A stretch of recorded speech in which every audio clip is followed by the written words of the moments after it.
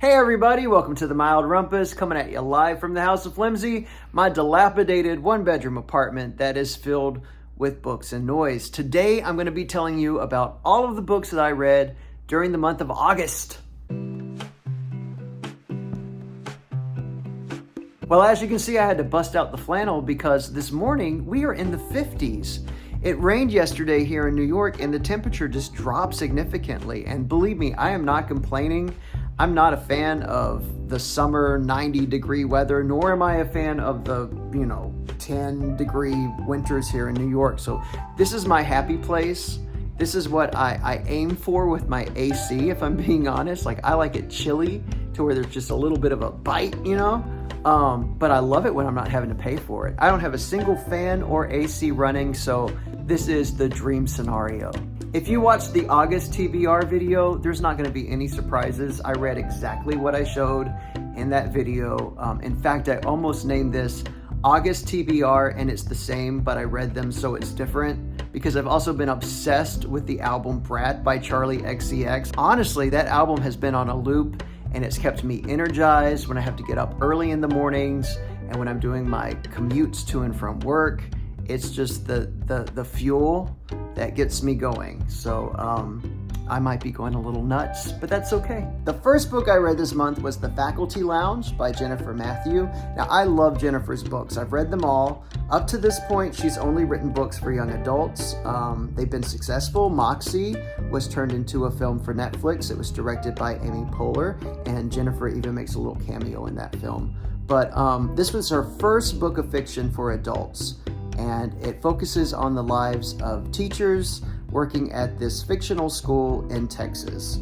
And the book opens up with the discovery of a longtime substitute that is found dead in the teacher's lounge. And the book kind of takes off from there. It doesn't necessarily tell a linear narrative. It really is sort of a glimpse into the lives of the staff and the teachers at this school, what's going on when they're not in the classroom, how they're finding that work-life balance, how they're working the system while also trying to do the very best they can for their kids. Jennifer is a real teacher, so there seems to be a lot of authenticity in the book. You can tell that she's probably pulling from experiences that she has had as an educator or from her colleagues.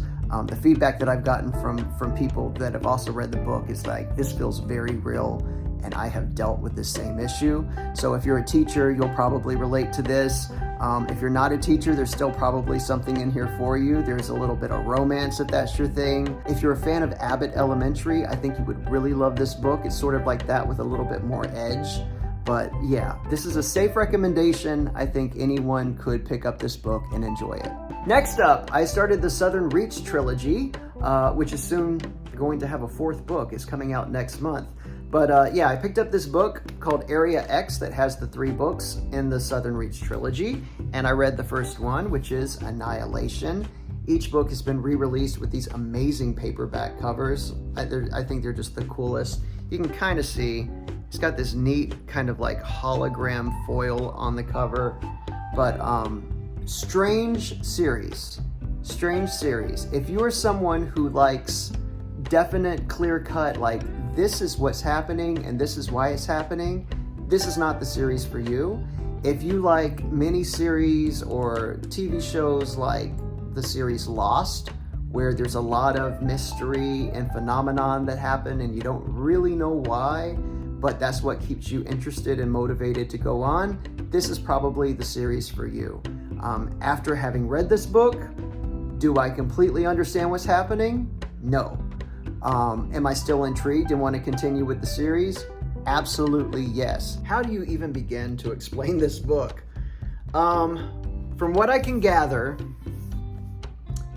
Area X is the result of the climate crisis, right? There's a section of land that has,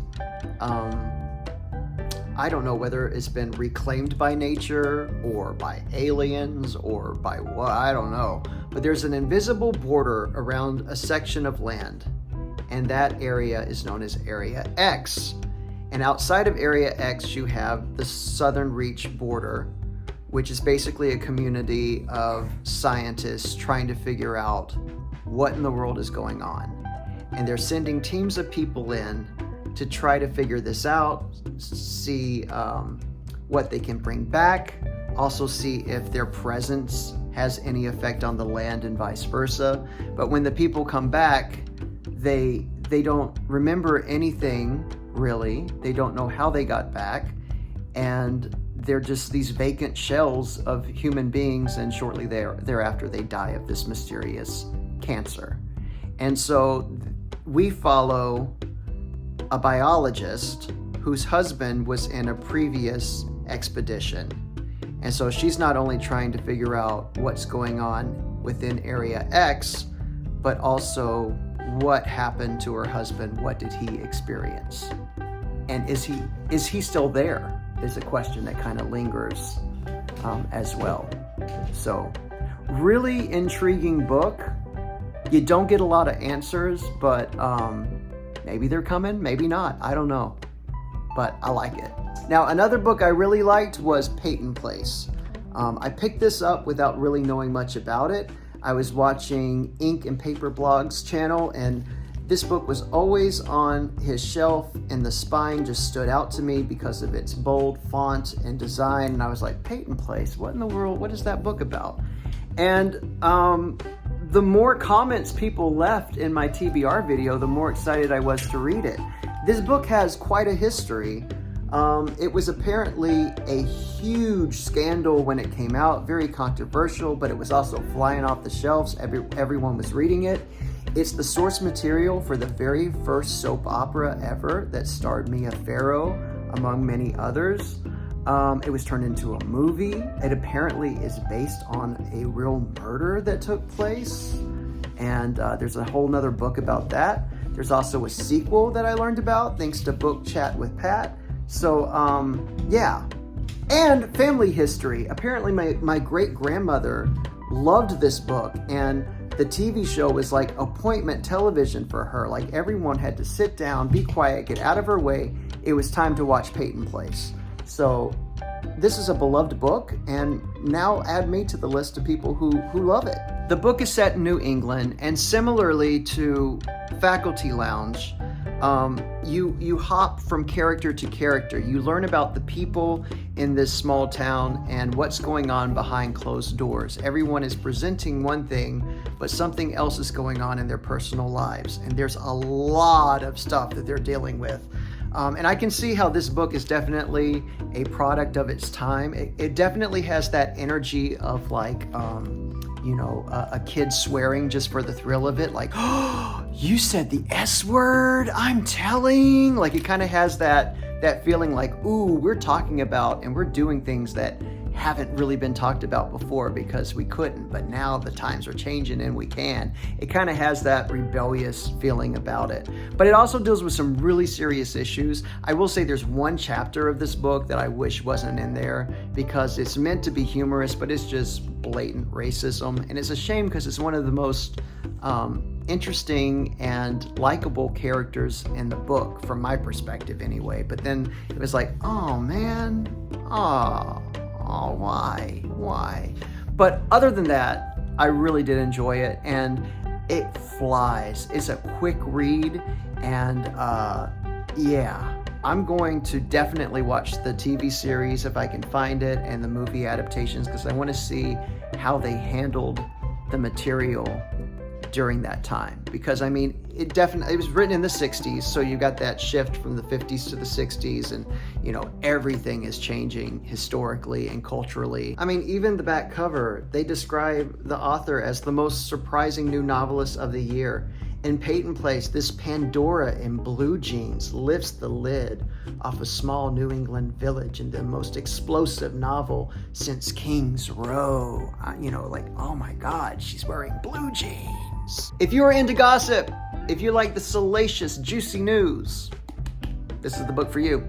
And last but certainly not least, let's say you are not a fan of the juicy gossip, you're more into crime, pulp, horror, that kind of thing. You need to pick up Garbology, the Garbogus anthology of awesome trash, edited by BookTube's very own Troy Tradup and presented by Ollie of Criminale. This was so much fun. 34 short stories, in a wide variety of categories. Let me read the categories off to you to kind of give you an idea of what you'll find in here. Adults only, crime doesn't pay, monster mash, weird menace, and when animals attack. Amazing job, awesome job. Be sure you pick up your copy. And if you do, I mean, really honestly, it should be like cover out, because I mean, what an achievement for our little community. And with that, we are finished. That is everything I read for the month of August. 4 books, very different from one another. And if you are still watching, as always, feed that algorithm. It could always use another bite, you know. Throw it a bone. Leave a comment. Hit the like button. Hit the subscribe button if you haven't already. And if you have and you don't like what you see, just hit unsubscribe. But let's not do that. Let's just keep things the way they are for now.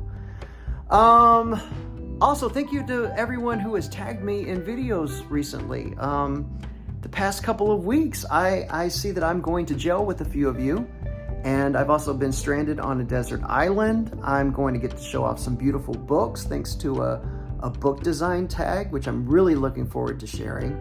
So yeah, I've got a lot of videos to shoot, and I got to make up for some lost time, but I feel like I'm back in the saddle. I'm back in the game, so be looking out for some more videos in the very, very near future.